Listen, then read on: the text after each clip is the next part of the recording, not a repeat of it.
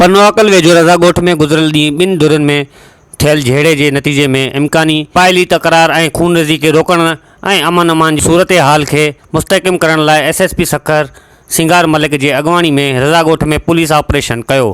Police औरतुनि जी अगवा में मुलविस महर बिरादरी जे घरनि जो घेरो करे वरितो। यरगमालनि खे बाज़ियाब करण लाइ पुलिस ऐं जवाबदारनि जे विच में फायरिंग जी ॾे वठि बाद पुलिस कलोड़ो बिरादरी जे अगवा थियल औरतुनि खे बाहिफ़ाज़त बाज़ियाब कराए वरितो, जंहिंखां पोइ बाज़ियाब थियल औरतुनि खे SSP सखर सिंगार मलिक अजरक पाराए ऐं पंहिंजी निगरानी में संदसि घर बातिन हवाले करे छॾियो। पुलिस तर्जुमान मूजिबि जवाबदारनि जी गिरफ़्तारी लाइ पुलिस कार्रवाई करे रही आहे।